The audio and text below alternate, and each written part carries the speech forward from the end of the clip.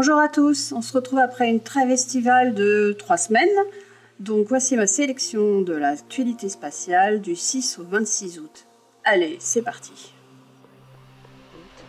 7, 6, 5, 4, 3, 2, 1, 0. Ignition.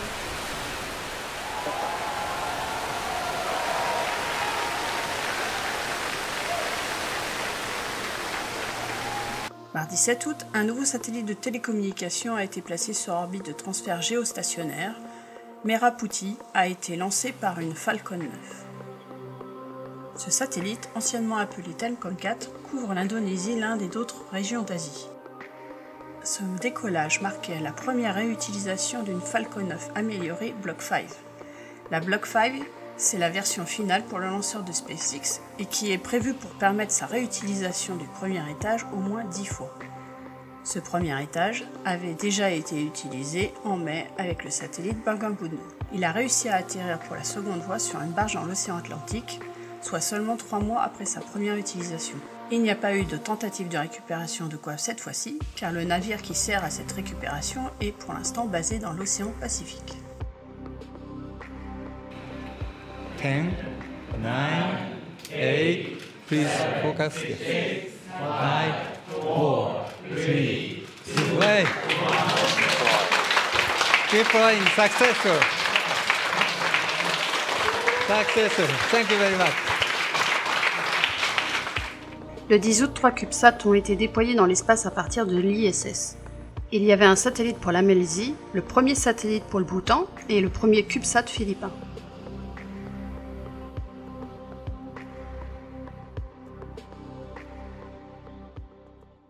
Start. 8, 7, 6, 5, 4, 3, 2, 1, 0. Liftoff of the mighty Delta IV Heavy rocket with NASA's Parker Solar Probe, a daring mission to shed light on the mysteries of our closest star, the Sun. 3R68 look good in the full thrust mode.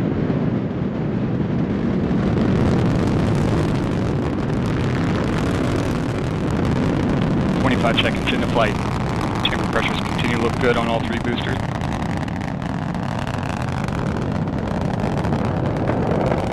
Now 35 seconds in.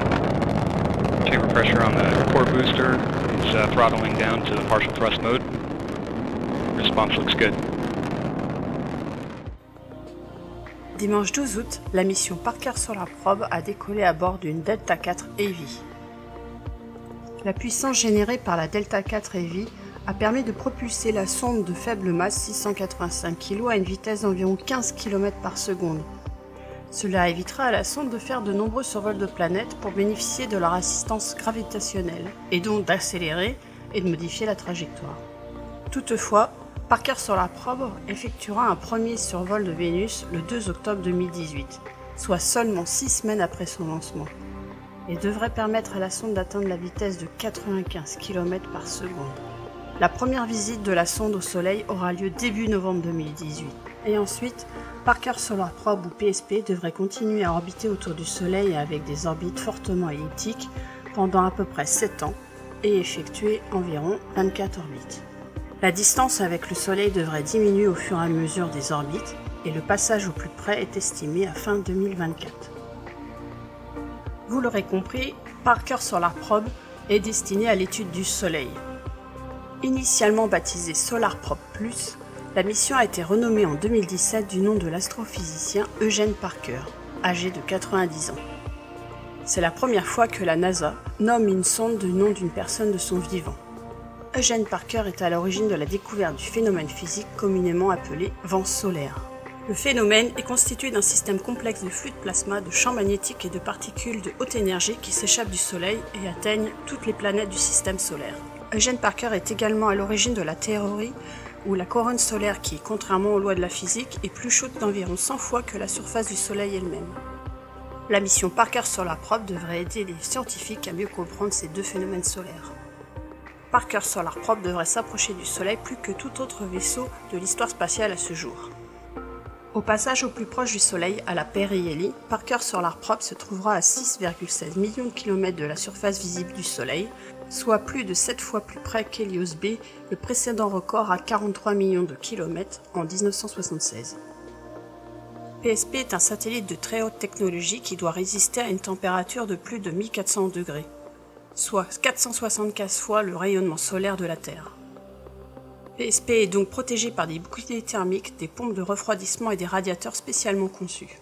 Le bouclier thermique, en composite de carbone, ne fait pas moins de 12 cm d'épaisseur.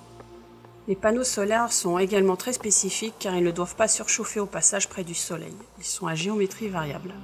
La sonde est équipée de 4 instruments scientifiques afin de voir le vent solaire, mesurer le champ magnétique, observer les particules à haute énergie.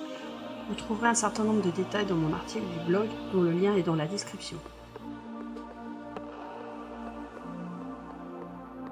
Mercredi 15 août, à l'ISS, les cosmonautes Oleg Artemiev et Sergueï Prokopiev ont réalisé une sortie spatiale de 7h46. Pour l'occasion, ils étaient revêtus des scaphandres Orlang MKS de dernière génération. Ces modèles sont équipés d'un système d'ajustement automatique de l'air ambiant. Le cosmonaute n'a plus besoin d'ajuster lui-même la température à l'intérieur de la tenue en fonction du moment de la sortie, éclairée ou réchauffée ou non par le soleil. Ils ont réalisé des activités très diverses durant la sortie, et la plus étonnante est peut-être le lancement à la main de 4 CubeSats dans l'espace. Pour en savoir plus sur ces CubeSats, rendez-vous dans l'article du blog, dont le lien est dans la description. Le plus gros de l'activité a été toutefois l'installation de l'expérience Icarus, une expérience environnementale collaborative entre l'agence spatiale allemande et l'agence spatiale russe pour étudier les schémas migratoires des petits animaux sur Terre. Pour Oleg Artemiev, il s'agissait de sa 3e sortie dans l'espace, soit 20h20 au total dans le vide spatial, et c'était la première sortie pour Sergueï Prokopiev. 4, 3, 2, 1, top. Allumage P80 et décollage VV12 Aeolus.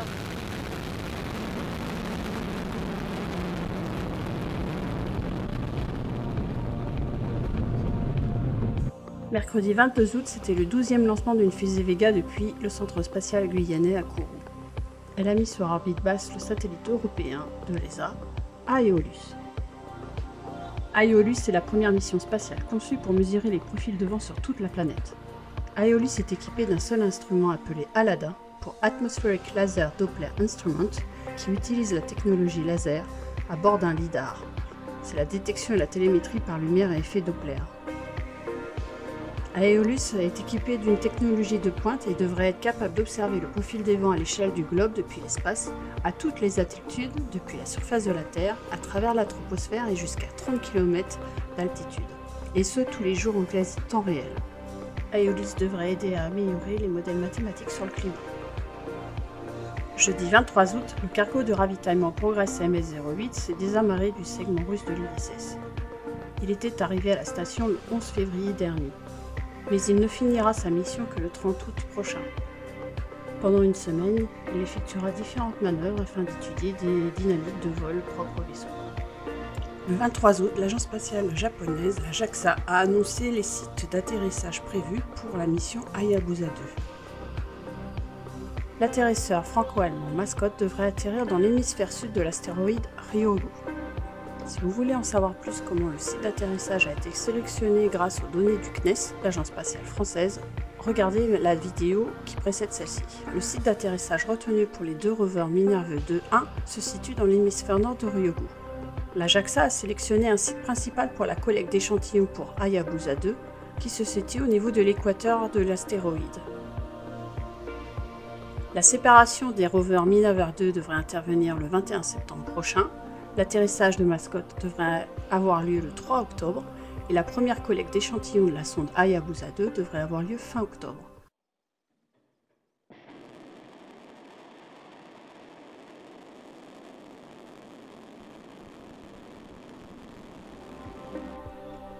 Le 24 août, la Chine a effectué son 23e lancement de l'année avec une longue marche 3B et 2 satellites de navigation Beidou. Les 2 satellites de navigation Beidou 3, donc de 3e génération, ont été placés directement sur une orbite à 22 000 km d'altitude. Ainsi, la Chine dépasse son record national de 22 lancements établi en 2016, mais elle compte en réaliser environ 35 cette année. C'est bien parti. Pour finir, 2 brèves spatiales. Le 10 août, l'agence spatiale russe Roscosmos a annoncé un nouveau groupe de cosmonautes qui va commencer sa formation. Ces 8 candidats, tous des hommes, aucune femme, sont âgés de 25 à 36 ans. A noter que l'un d'eux est le petit frère de Sergueï Prokopiev, actuellement à bord de l'ISS. Une autre mission spatiale intéressante d'ici la fin de l'année, c'est Osiris-Rex, qui est à destination de l'astéroïde Bennu. Le 17 août, l'une des caméras de la sonde a effectué les premiers clichés de l'astéroïde. Désormais, c'est la phase d'approche qui commence. Osiris-Rex devrait arriver à l'astéroïde Bennu le 3 décembre 2018. Voilà, c'est fini pour ces 3 semaines d'actualité spatiale. J'espère que ça vous a plu, même si le son n'était peut-être pas à la hauteur, car j'ai toujours des problèmes de réglage et en plus j'étais pas très en forme. Je vous dis à bientôt et continuez de rêver.